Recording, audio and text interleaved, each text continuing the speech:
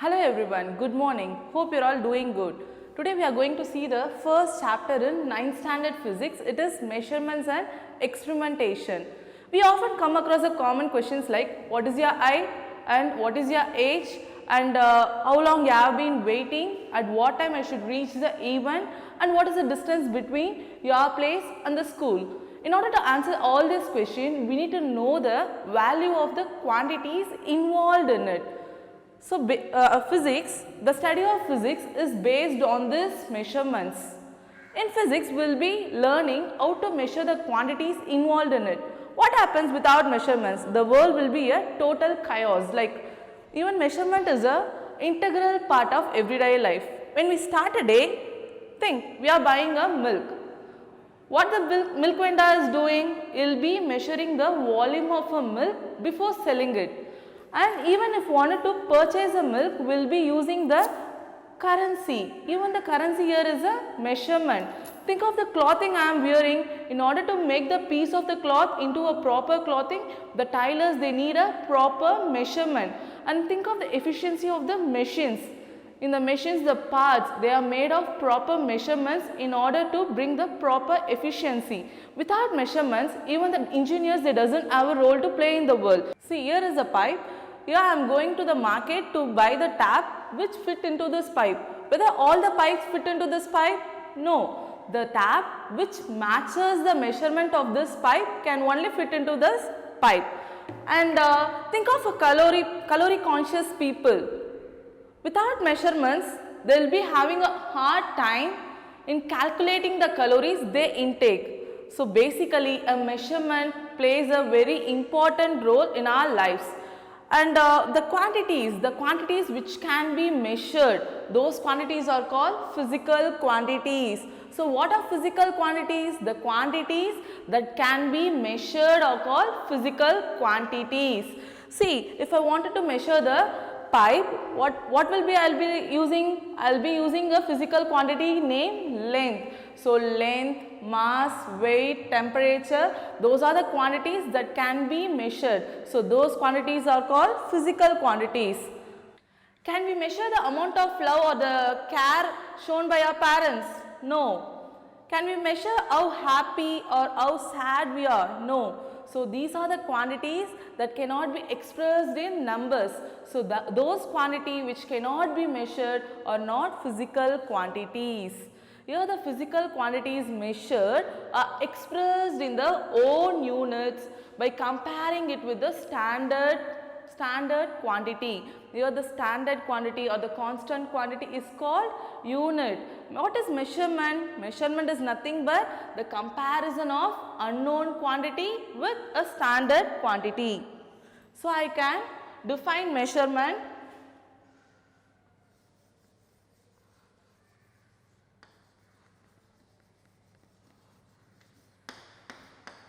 as comparison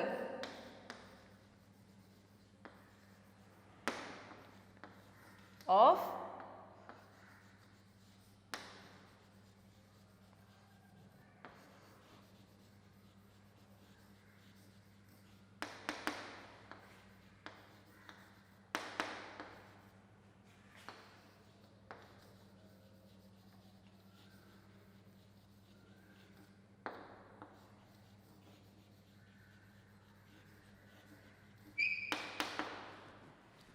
So measurement, I can define measurement is the comparison of unknown quantity with a standard quantity. See, here I want to measure the length of the wire.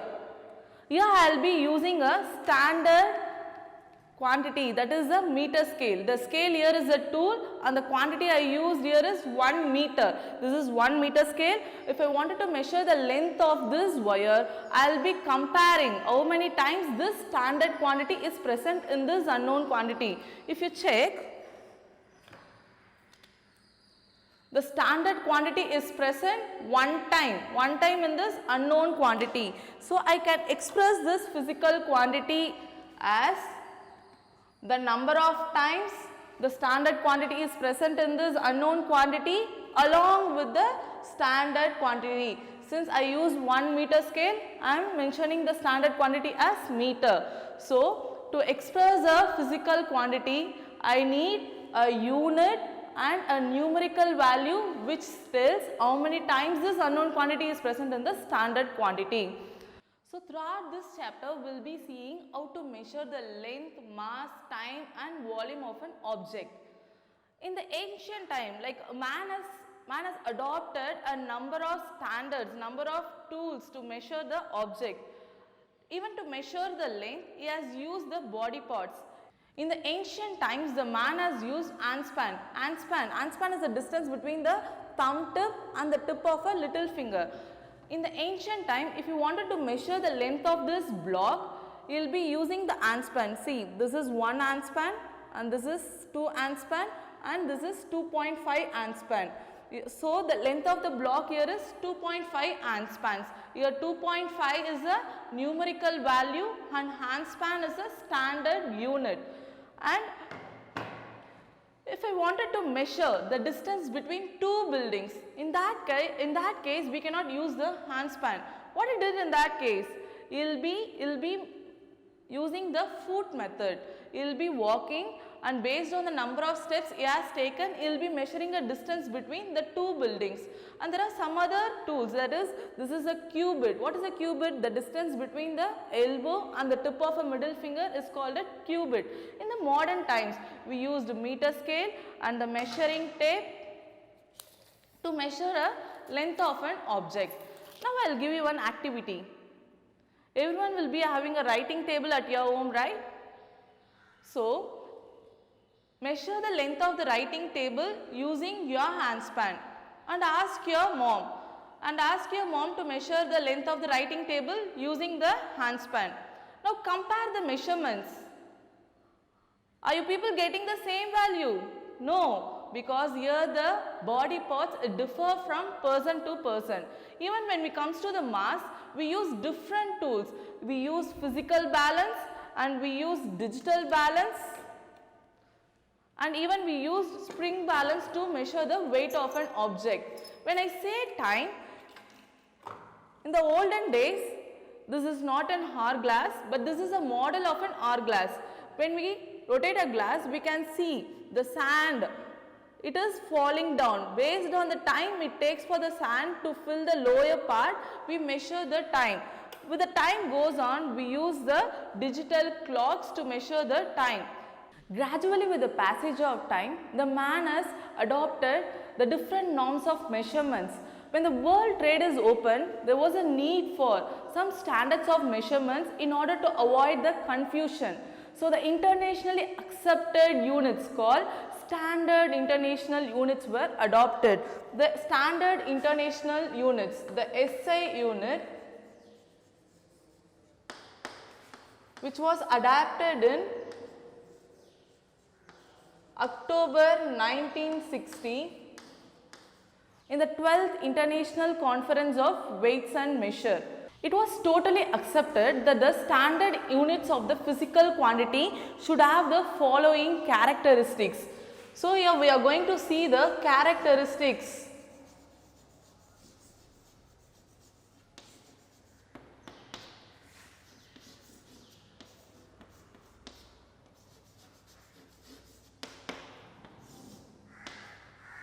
So now we are going to see the characteristics of standard international unit. So what is the first characteristics? It should be of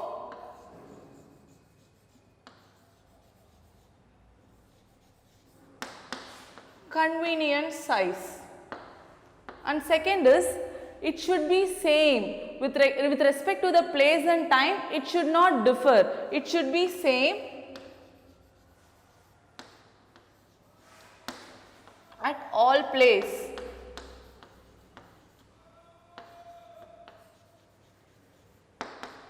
And third is, the unit should be well defined. Without any doubt, we can define the standard units. So it should be well defined.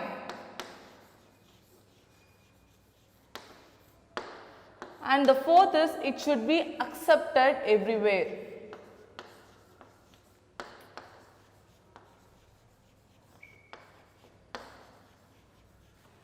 So these are the characteristics of SI units. First, it should be of convenient size and it should not differ with respect to the place and time, and it should be accepted everywhere, and it should be well defined. Now we are going to see the two units, fundamental unit and derived unit. The first is fundamental unit.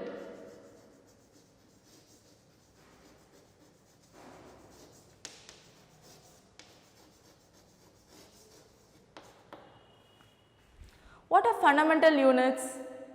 Those units which are not derived from any other units are called fundamental units. That is, it is independent of other units. Here we have some fundamental units. The first,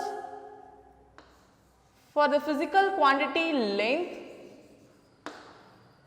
the unit is meter and the symbol is m. Second physical quantity, mass, the unit is kilogram and the symbol of the unit is kg. And for the next physical quantity,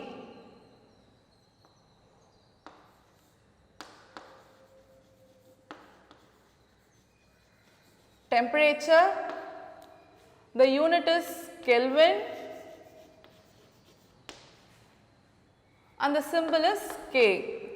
Like this we have length, mass, temperature, luminous intensity, current. These are some of the examples of fundamental quantities. Next we have the other unit, which is derived unit.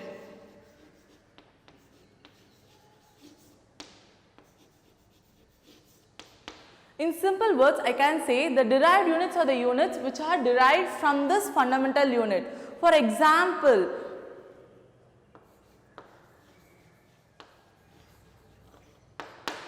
velocity. The unit of velocity is, the velocity can be expressed by, velocity is distance by time. The unit of the distance is meter and for time the unit is seconds. If you see the velocity, this is a derived quantity which is derived from the fundamental quantities of distance and time.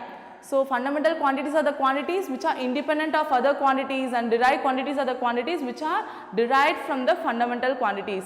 Now we are going to see the basic guidelines, the guidelines for writing the units. Guideline here is, when the symbol of a unit which is not named after the scientist should be written in lower letter, that is, it should be written in smaller letter.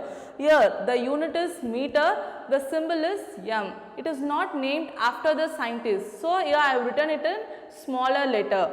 Next, it is kilogram, even it is not named after the scientist, so even it is written in smaller letter. And what is the second guideline? The symbol of a unit which is named after the scientist should be written in capital letter. Here the force, the unit of force is Newton and it is named after the scientist, so it is written in capital letter. The unit of work is joule, it is named after the scientist, so it is written in capital letter. And the unit of power is watt, even it is named after the scientist watt, so it is written in capital letter. So this is the second guideline. And what is the third guideline? Here I have written the symbol. If I wanted to write the full name of the unit, the full name of the unit named after the scientist should be written in small letter. The same, the unit of force is Newton. Here I am writing a full name of the unit. So here I should not use the initial capital letter. I want to use a small letter. The unit of power is watt. Here I should not use the initial capital letter. I will be writing it in the small letter. So this is one of the guideline. And the next guideline, the compound units. While writing a compound unit, what is a compound unit? The compound unit is the product or the division of more than one unit. While writing a compound unit, by multiplying one or more unit, we will be using a dot or the space between the units. Here see, for the physical quantity momentum, the unit is Newton seconds. Here it is written by putting a dot or the space between the units. The unit of couple is Newton meter. Here I have written a unit by putting a dot or the space between the units. And even the negative powers are used while expressing the compound units in divisions. They are the compound units. For the velocity, the compound unit is meter per seconds. This unit I can express in the negative power as meter second inverse. For pressure, the unit is Newton per meter square. This compound unit I can express in the negative powers. And the units, while writing in the short forms, it should not take the plural form. See, I can say it is 10 kilograms. But when I am writing in the short form as 10 kgs, it should not be written in 10 kgs. I will be using 10 kg only. See here, we cannot tell 30 kilograms as 30 kgs. Else I want to mention it as 30 kg.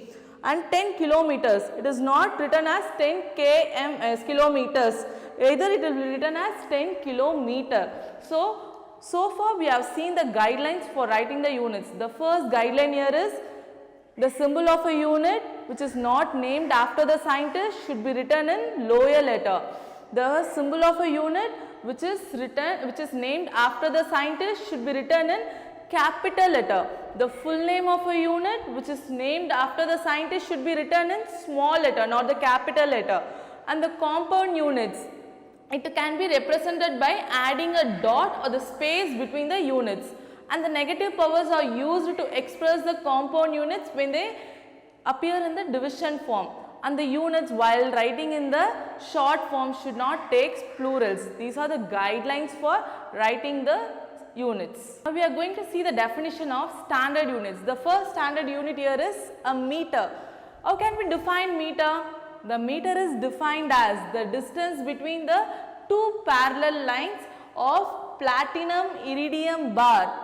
What is platinum iridium bar? It is made up of 90% of platinum and 10% of iridium.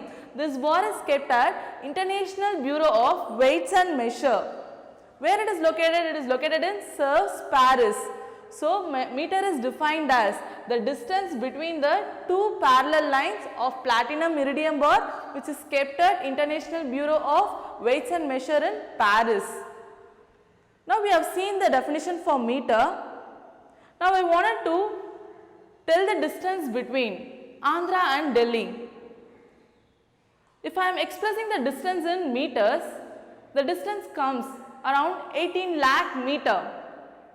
In the point of layman, this 18 lakh meter is very inconvenient method to use. So, that case I will be going for the term called multiples of meter. So, here we are introducing the multiples of meter. So, what are the multiples of meter? These are the factors which is used to express the larger form of unit is called the multiples of meter. Here some of the multiples of meter I have given. The first multiple is 1 decameter. What is 1 decameter? 1 decameter is equal to 10 meter. The second unit here is 1 hectameter. 1 hectameter is equal to 100 meter. And what is 1 kilometer? 1 kilometer is equal to 1000 meters. So, 1000 times a meter is present in 1 kilometer. So, now I can say the distance between the Andhra and Delhi. So, instead of telling it as 18 lakh meter, I can tell it as 1800 kilometers, which is very convenient, which can be easily understood by everyone. Now, we have seen the multiples. See, if I wanted to measure a length of this card, do I prefer this meter scale? It is not necessary. I can measure this using the centimeter scale. Here I am going for the submultiples. So, what is submultiples? Submultiples are the factors which are used to express the smaller form of units. So, if I wanted to express the smaller form of units, I will be going for the submultiples. Here we have submultiples of meter. The first submultiple is 1 decimeter. What is 1 decimeter?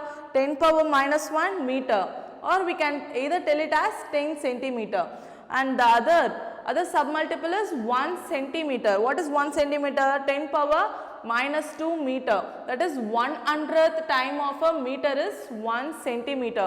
That is when we divide a meter into 100 equal parts. The one equal part is equal to 1 centimeter. So now we have seen the multiples and submultiples of meter. So what is a multiple? The factors which is used to express the larger forms of unit is called multiple. And what is a submultiple? The factors used to express the smaller form of unit is called a submultiple. Now we are going to see the next definition of unit, SI unit, which is kilogram. What is kilogram? The kilogram can be defined. It can be defined as a mass of the cylinder. Even this cylinder is made up of platinum iridium alloy. The mass of the cylinder which is kept at International Bureau of Weights and Measure in Paris. So the kilogram can be defined as the mass of the cylinder which is made up of platinum iridium alloy which is kept at International Bureau of Weights and Measure. Now coming to the multiples and submultiples of kilogram. See, if I wanted to measure the weight of a vehicle, can I use the digital balance to measure the weight of a vehicle? No, here we cannot tell the weight of the vehicles in kilogram. So we go for the larger forms of units called tons and quintal. 1 quintal is equal to 100 kilogram and 1 ton is equal to 1000 kilogram. And coming to the submultiples of kilogram, in order to measure the weight of this object, I no need to go for a kilogram. Here I can go for the smaller units called hectogram, decagram, 1 gram or 1 milligram. Next we are going to see the unit called time. Time is defined as the time interval, the interval between the two events is called time. So time is defined as the interval between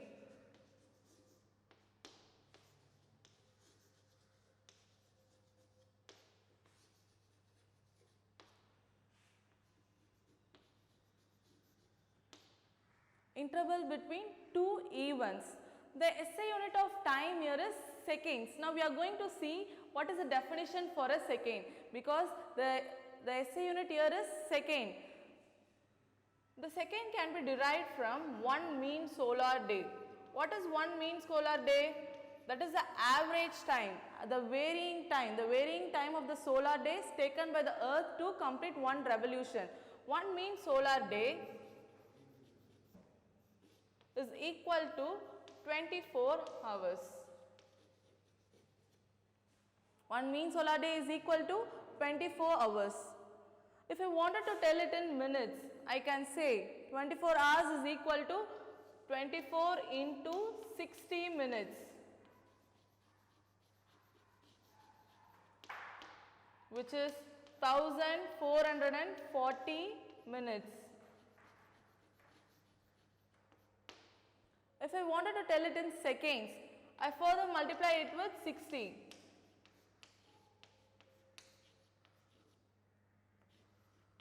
Now if I want to tell this minutes in second, I further multiply it with 60. So 1440 into 60, it gives 86,400 seconds. So from this we can say 1 mean solar day is equal to 86,400 seconds. From this I can define 1 second. 1 second as 1 by 86,400 path of the mean solar day. So 1 second is defined as 1 by 86,400 part of mean solar day. So far we have seen the definition of SI units, that is for meter, kilogram, and for time it is seconds.